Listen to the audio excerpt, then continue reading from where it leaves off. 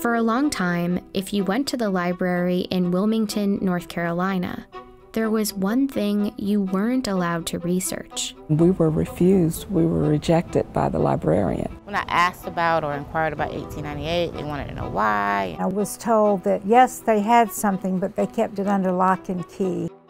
The story of Wilmington in 1898 still isn't widely known. What happened here on what's now just this empty patch of grass would radically change racial politics in North Carolina. This is the story of an American election, but also of something we don't usually find in American history: the violent overthrow of a democratically elected government.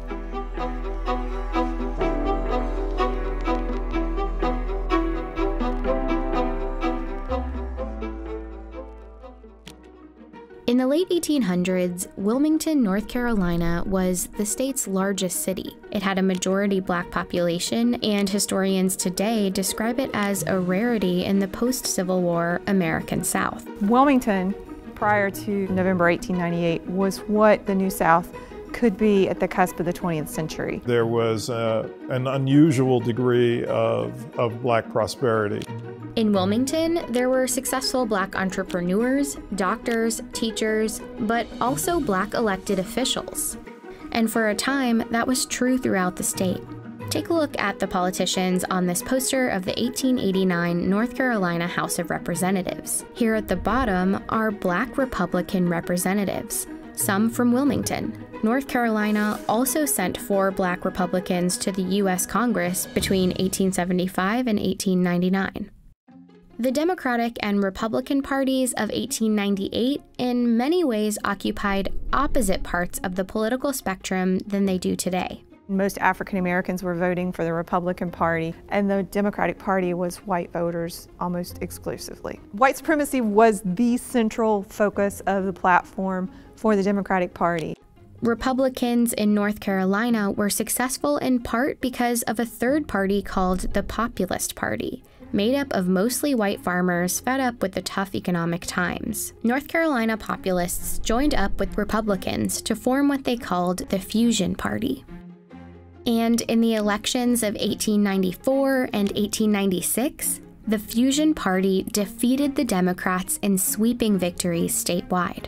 That meant North Carolina now had a government that shared power between black and white politicians, including a newly elected Republican governor. Together, they moved towards reforms that would favor black Americans and working class whites. This was something that the Democratic Party folks were simply not going to accept.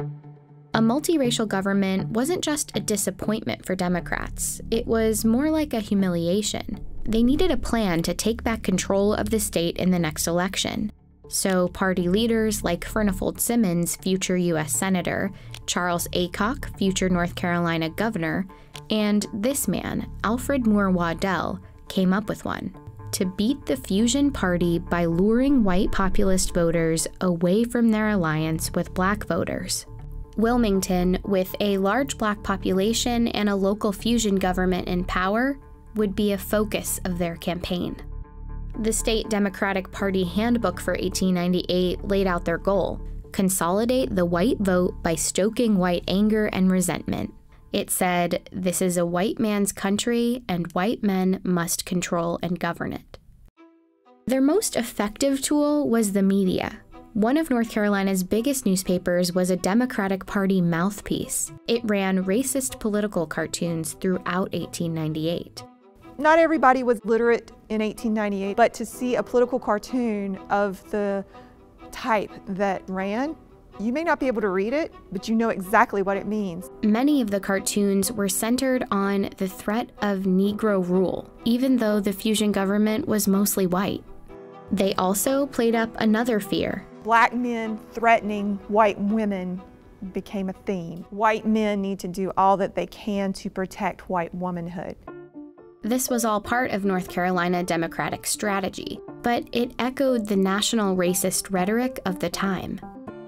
In one speech that Democrats printed in a Wilmington paper, a prominent Georgia writer named Rebecca Felton said, "If it takes lynching a black man a day to protect white womanhood, I say lynch." Her speech prompted a Wilmington black man named Alex Manley, owner of the Black-run Daily Record newspaper, to respond with a column. He made a simple observation that, at the time, was shocking. That white women who had liaisons with black men did so voluntarily and enthusiastically. Manley wrote, "Every Negro lynched is called a big burly black brute, when in fact many were sufficiently attractive for white girls to fall in love with them." Manley pretty much said, in a nutshell, sometimes white women choose to be with black men.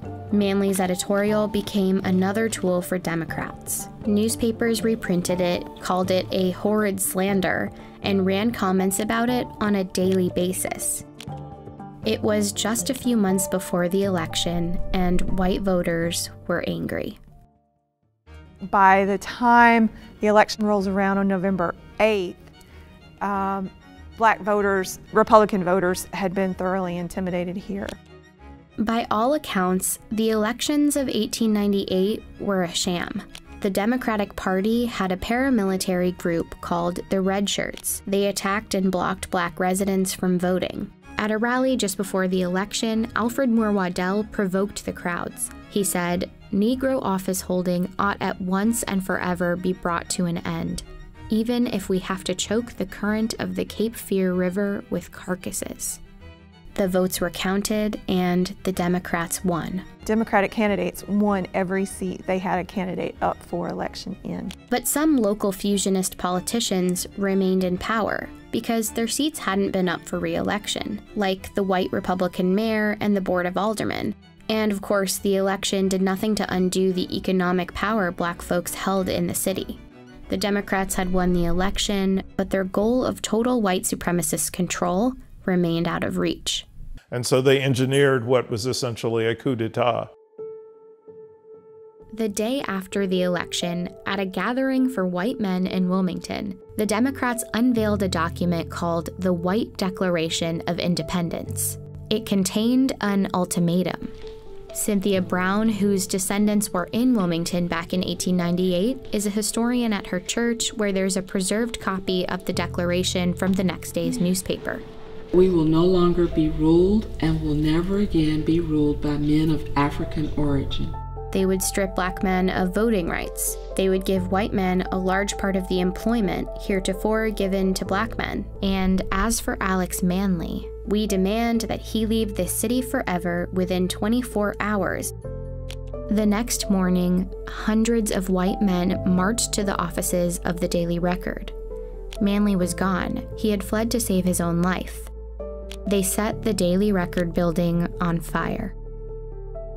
This is where it once stood. Once the white leadership destroyed Alex Manley's printing press, they destroyed one way in which the African American community in Wilmington could organize itself and keep itself informed. At City Hall, the mayor and Board of Aldermen were forced out. There's 200 armed men in City Hall at the time. They didn't do it of their own free will. And as they resigned, a new member selected by the Democratic Party was voted into office. Waddell, who once threatened to fill the Cape Fear River with black bodies, was the new mayor of Wilmington. Meanwhile, the mob had grown to about 2,000 men, and the violence spilled into the streets. In these photos, X's mark where the first black residents were killed. The stories are that they were dumped into the river, and there are varying stories about how many people were killed. I see 40 to 60 clearly as fatalities as a result of the violence, but I think it was higher. Many black residents hid for days in the swamps and the wooded cemeteries in the city, including Cynthia's great-grandmother. And thousands of other residents fled Wilmington, never to return.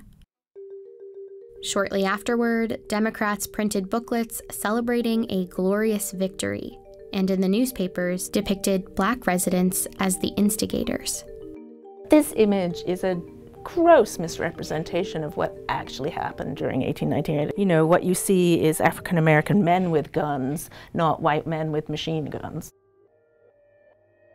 The city never regained its black majority population. Jim Crow laws like literacy tests and poll taxes that prevented black people from voting were immediately enacted, and Wilmington's spirit of black opportunity was crushed. Black political representation in the state was over. It would be 90 years until North Carolina elected its next black Congress member. Wilmington did a really great job of covering up a very dark past for a very long time. Over the years, the textbooks on North Carolina's history have struggled to accurately describe what happened in 1898.